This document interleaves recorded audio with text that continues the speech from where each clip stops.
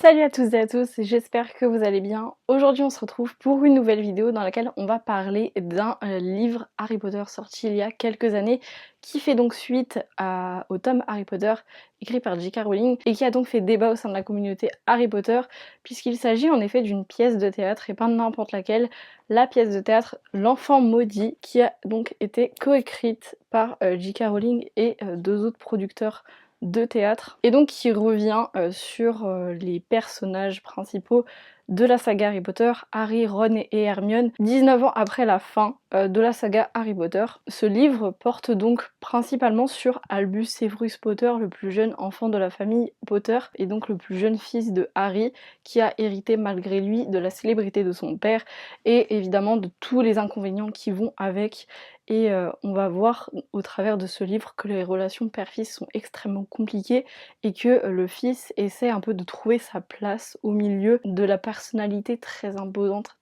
très encombrante de son père, étant donné qu'il est réputé pour avoir vaincu le Seigneur des Ténèbres Voldemort à l'époque à plusieurs reprises, et notamment pendant la bataille de Poudlard où il l'a éliminé définitivement. J'ai donc relu récemment cette pièce de théâtre et ça doit faire 3 ou 4 fois je crois que je la lis et j'ai toujours le même avis dessus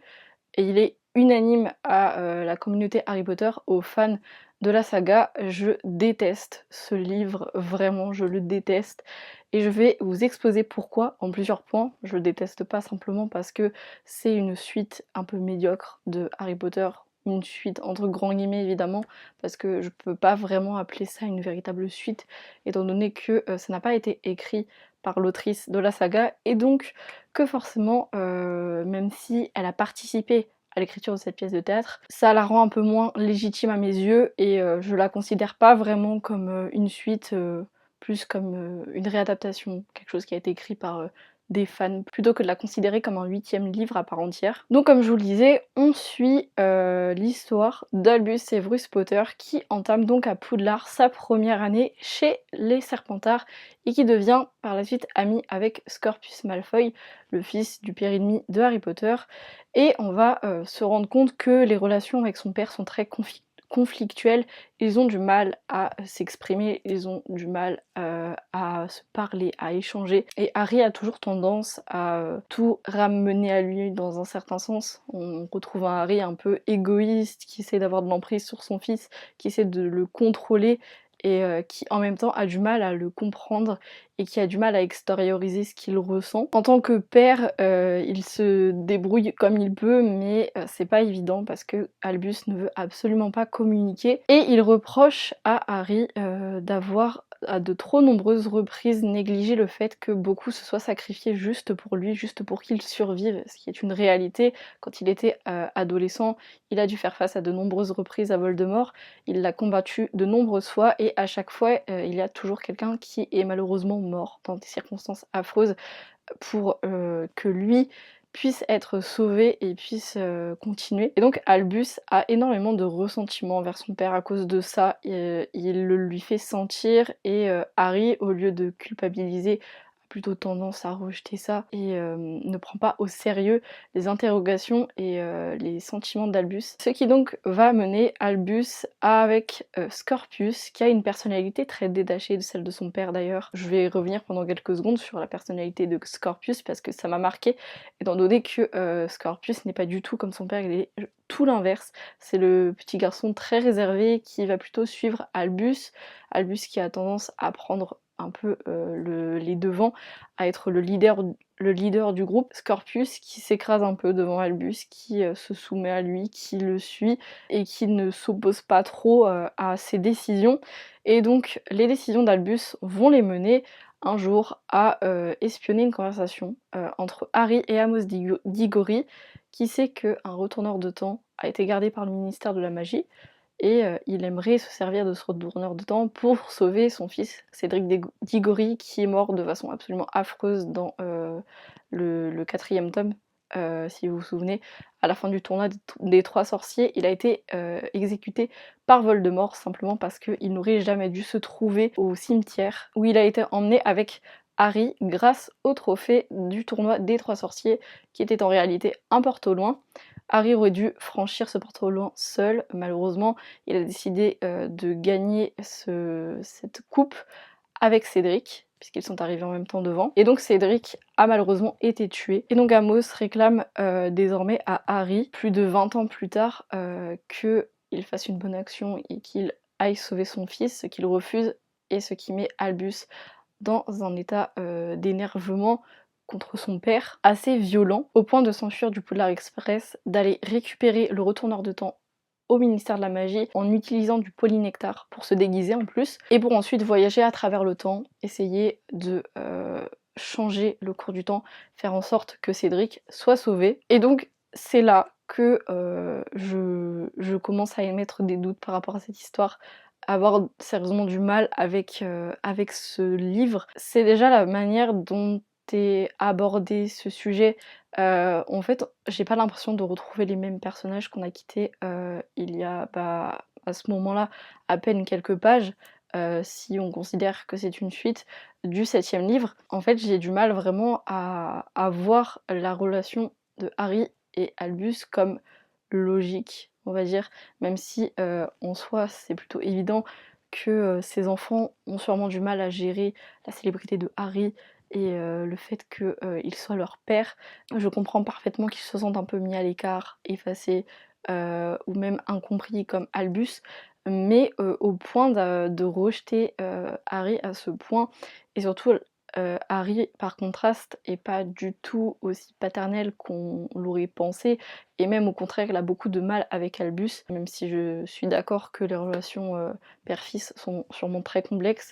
J'ai vraiment du mal à retrouver la personnalité de Harry en fait dans ses agissements avec son fils. Il est parfois très autoritaire, voire carrément tyrannique avec lui, et je me dis ça correspond pas du tout au personnage. Il est pas du tout comme ça. Il a endossé ce rôle de héros contre son gré. Il a toujours cherché à à ce que ses actes aient le moins de répercussions possible. Il a énormément culpabilisé pendant toute sa scolarité, et même après, il l'a très mal vécu. Et puis il faut savoir qu'il a jamais demandé à être célèbre. Il a été considéré aux yeux des sorciers comme un célèbre héros contre son gré, alors que quand il était bébé, il n'a pas fait exprès de rejeter le sort de Voldemort. Et bien plus tard, il n'a pas eu d'autre choix que de se conformer à ce à quoi il avait été préparé. Et donc je trouve ça très dur de la part de Albus de lui reprocher, et je trouve ça très mal amené surtout. C'est assez maladroit, on va dire, mais quand on voit la suite du récit, vraiment, ça part dans tous les sens. C'est-à-dire que au fur et à mesure de leur voyage dans le temps, ils vont en tenter deux, au cours desquels ils vont revenir très vite dans le temps présent, puisqu'ils ne peuvent pas rester plus de 5 minutes dans le passé très très lointain. On parle quand même d'un écart de 20 ou 25 ans, quelque chose comme ça. C'est énorme, c'est colossal comme voyage temporel, et forcément ça a des répercussions sur le présent. Tantôt les personnages ne sont plus mariés ensemble, ne font pas le même métier, n'ont pas les mêmes enfants, et tantôt Cédric est carrément devenu un mange-mort, Voldemort a survécu, et certains font de la résistance comme à l'époque avant que Harry naisse, et tentent de protéger Poudlard et de protéger leurs proches. À partir de là, j'ai vraiment eu du mal à lire la suite, parce que c'est très farfelu en fait, même si je trouve ça intéressant en réalité de voir que un seul élément peut perturber le cours du temps. On nous l'a déjà dit dans le 3, livre dans lequel la question du retourneur de temps est abordée, et donc on le sait, si la moindre action est faite de travers, elle peut avoir des conséquences absolument colossales sur l'avenir et sur le présent. Et donc c'est ce qui se passe dans L'Enfant Maudit. On se rend compte que une seule action mal avisée de la part de Severus Scorpius, c'est-à-dire là en l'occurrence humilier Cédric pour qu'il se retire du tournoi des 3 sorciers et qu'il ne gagne pas à la fin, pour ne pas qu'il emprunte le porte-loin et donc qu'il meurt, ça a des conséquences absolument dramatiques, parce qu'ils font revenir Voldemort, quand même, on parle pas de n'importe quoi, Certes, il y a certains personnages qui sont censés être morts, qui en réalité sont encore vivants, mais voilà, on réalise vraiment que c'est dangereux de jouer avec le temps, mais en même temps, je peux pas m'empêcher de trouver ça très peu crédible à cause de la manière, encore une fois, dont c'est amené dans le récit, et ça ne va que empirer par la suite, puisque on va apprendre que, et je vous préviens, je vais spoiler, hein, évidemment, donc si vous n'avez pas lu la suite, ou si vous ne voulez pas savoir ce qui se passe à la fin, je vous invite à quitter la vidéo. On va donc apprendre à la fin que Voldemort a eu un enfant avec Bellatrix. C'est complètement lunaire, voire totalement impossible, sachant que Voldemort est né d'un filtre d'amour, donc que sa mère sorcière a donné à son père Moldu pour qu'il soit épris de la pauvre mère de Voldemort,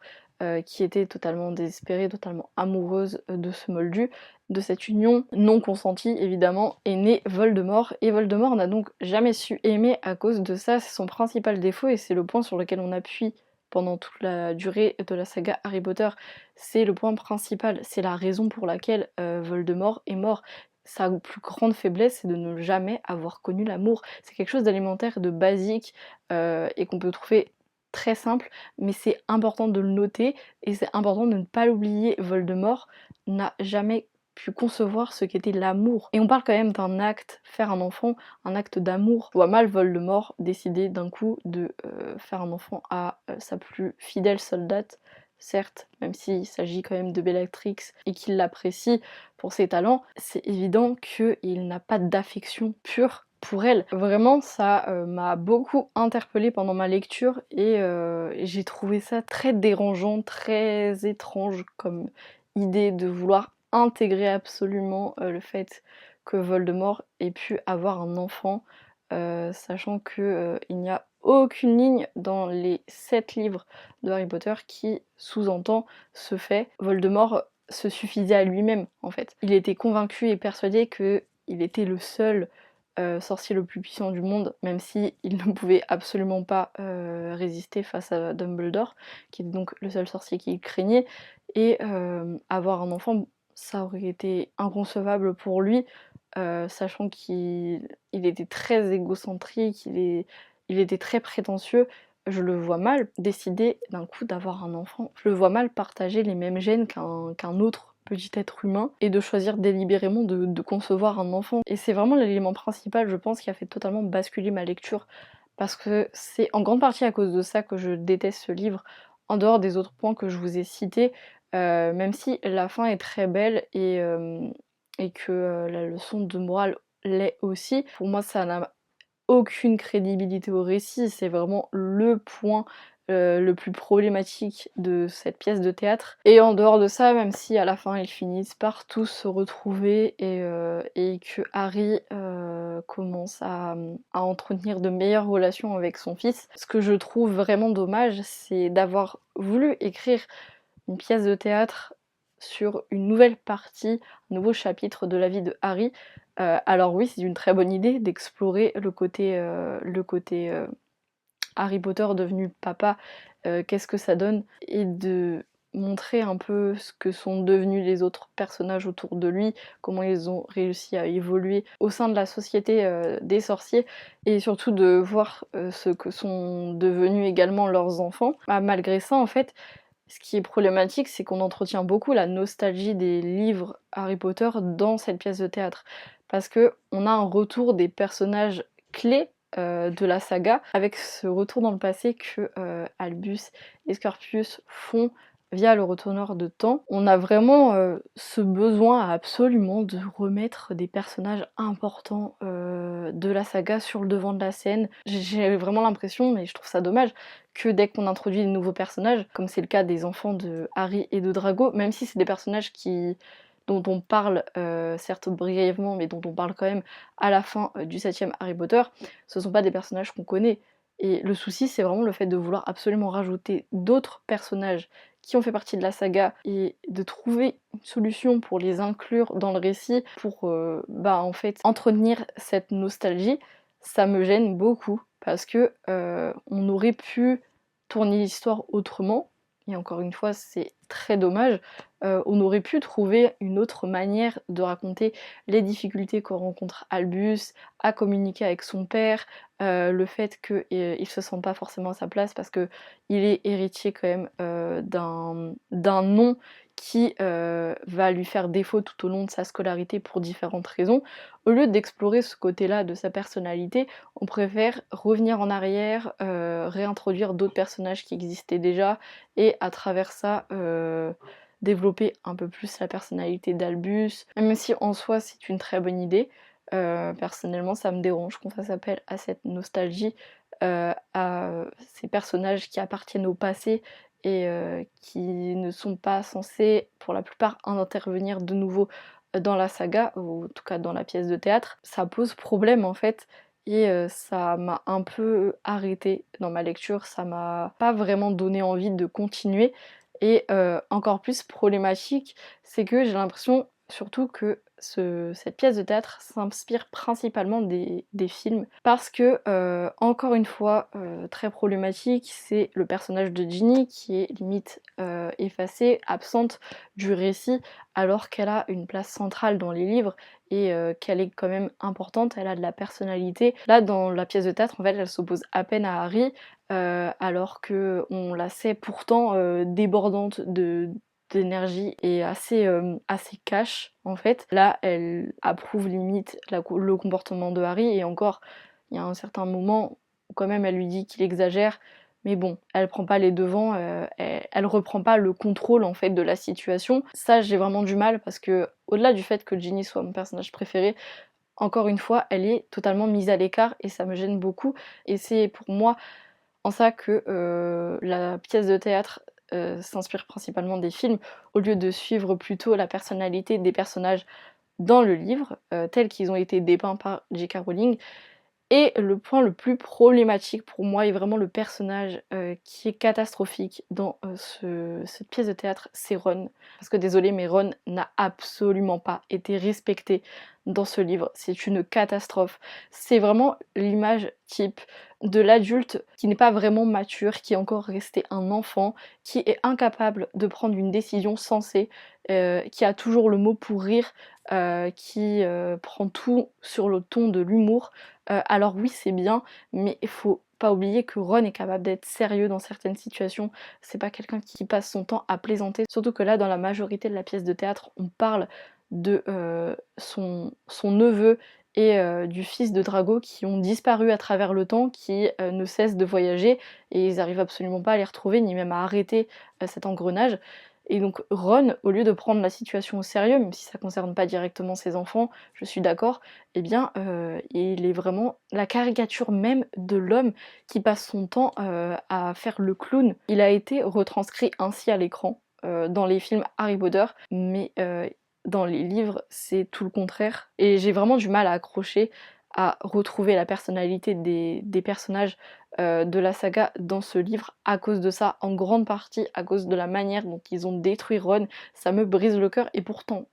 c'est vraiment un personnage avec lequel j'ai énormément de mal, mais alors là franchement je pensais pas que c'était possible de si peu le mettre à l'honneur et de si peu le respecter. C'est vraiment une image très préjugée de Ron qu'on retrouve dans ce livre, et vraiment je comprends pas comment l'autrice a pu accepter de décrire le personnage ainsi, alors que c'est quand même elle qui l'a créé de base, et c'est quand même elle qui a écrit les livres. À part pour le côté visuel qui est absolument incroyable d'après les petites descriptions qu'on fait dans le livre, et encore je trouve que c'est très mal décrit, gros point négatif d'ailleurs, parce que je comprends absolument rien la plupart du temps où est-ce qu'ils veulent en venir. En tout cas moi pendant ma lecture j'ai eu du mal à m'immerger, parce que c'est vraiment le texte de la pièce de théâtre en fait, le texte brut. Et le problème c'est que même en tant que metteur en scène,